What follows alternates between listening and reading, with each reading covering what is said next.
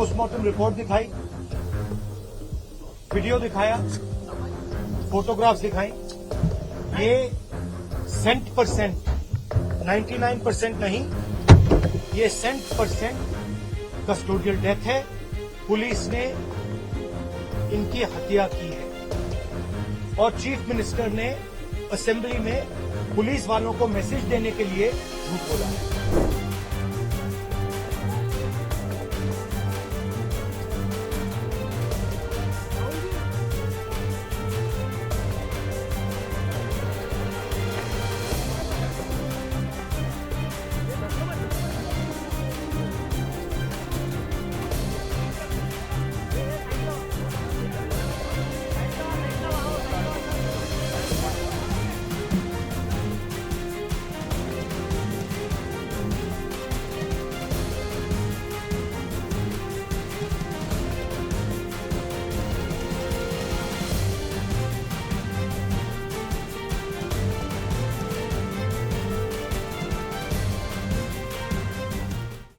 और जिन लोगों को मारा गया है, पीटा गया है, उनसे भी मिला। बड़ी क्लियर बात है। उन्होंने मुझे पोस्टमार्टम रिपोर्ट दिखाई, वीडियो दिखाया, फोटोग्राफ्स दिखाई। ये 100%, 99% नहीं, ये 100% कस्टोडियल डेथ है। पुलिस ने इनकी हत्या की है और चीफ मिनिस्टर ने असेंबली में पुलिस वालों को मैसेज देने के लिए झूठ बोला है। मुझे बोलने दीजिए आप, ठीक है। इस युवा को इसलिए मारा गया है क्योंकि वो दलित है और वो कॉन्स्टिट्यूशन की रक्षा कर रहा था। आरएसएस की विचारधारा कॉन्स्टिट्यूशन को खत्म करने की विचारधारा है। हम चाहते हैं कि एकदम ये मैटर रिजॉल्व किया जाए और जिन लोगों ने ये किया है उनको सजा मिले। तो जिस तरह से कार्रवाई की गई है, संविधान के पास हो रहा है। आपने मेरी पहली स्टेटमेंट सुनी। मैं संतुष्ट नहीं हूं। मैं क्लियरली बोल रहा हूं, यहां इन लोगों को पीटा गया है और हत्या की गई है, मर्डर है ये। इसके ऊपर जिस तरह से राजनीति की जा रही है, आप यहाँ आए हैं। ये राजनीति नहीं है, कोई राजनीति नहीं हो रही है। सुनिए, आप सवाल पूछ रहे हैं, मुझे बोलने दीजिए। ये कोई राजनीति नहीं हो रही है, ये मर्डर हुआ है और ये न्याय का मामला है। एकदम यहाँ पे जिनको न्याय मिलना चाहिए वो कार्रवाई पूरी होनी चाहिए। Thank you very much. जिम्मेदार विचारधारा है, जिम्मेदार, क्योंकि चीफ मिनिस्टर ने ये स्टेटमेंट दी है इसलिए चीफ मिनिस्टर जिम्मेदार हैं और जिन्होंने इनको मारा है वो जिम्मेदार हैं और जल्दी से जल्दी कार्रवाई शुरू होनी चाहिए। थैंक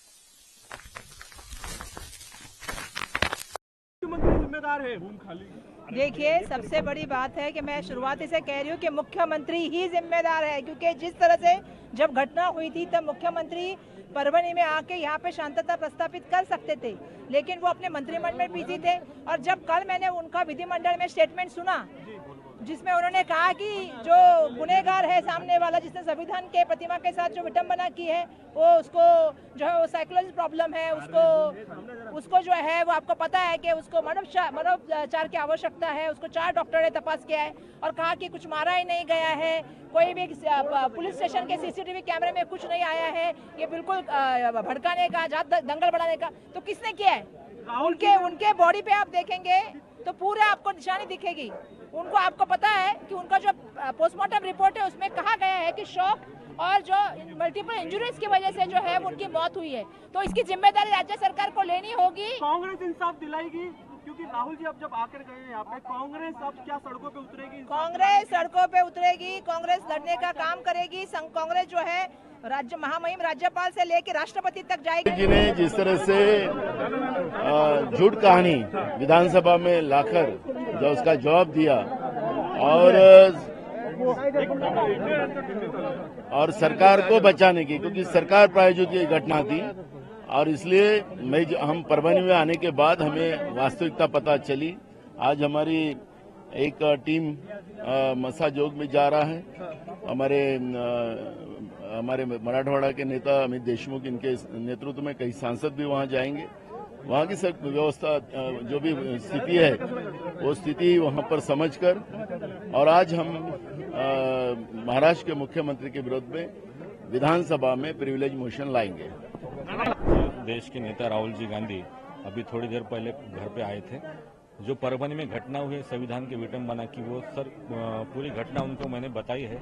और इस आंदोलन में जो नेतृत्व कर रहे थे मेरे पिताजी विजय वाकोड़े, इनका निधन जो हुआ है वो इस आंदोलन के स्ट्रेस की वजह से हुआ है। जो यहाँ का पुलिस प्रशासन है, यहाँ का जो महसूल प्रशासन है, उनका जो प्रेशर मेरे पिताजी पे था, उसकी वजह से मेरे पिताजी का निधन हुआ है। ये बात मैंने राहुल जी को बताई है। क्या कुछ आश्वासन दिया राहुल जी ने, उन्हें क्या कहा? जी, उन्होंने आश्वासन दिया है कि ये जो मुद्दा है भारतीय संविधान की विडंबना का और मेरे पिताजी का, ये भारत के संसद में वो पेश करेंगे, इस पे चर्चा करेंगे। और मेरे परिवार को, और जो सोमनाथ सूर्यवंशी जो मरा है उसके परिवार को, और परभनी के जो आरोपी पुलिस वाले उन पे केस करके उनको बर्तरफ करने की मांग वो करेंगे। सब आपको लगता है जिस तरह पूरे मामले को लेकर राजनीति हो, जो लोग आपसे मिल रहे हैं, पवार साहब भी आए थे, मुख्यमंत्री भी आने की बात हो रही है और राहुल जी आए थे, इंसाफ मिलेगा और जो आप लोग मुझे लगता तो है मुझे और मेरे परिवार को इंसाफ मिलेगा। अगर नहीं मिलेगा तो ये आंदोलन मैं मेरी तरफ से फिर से शुरू करूंगा।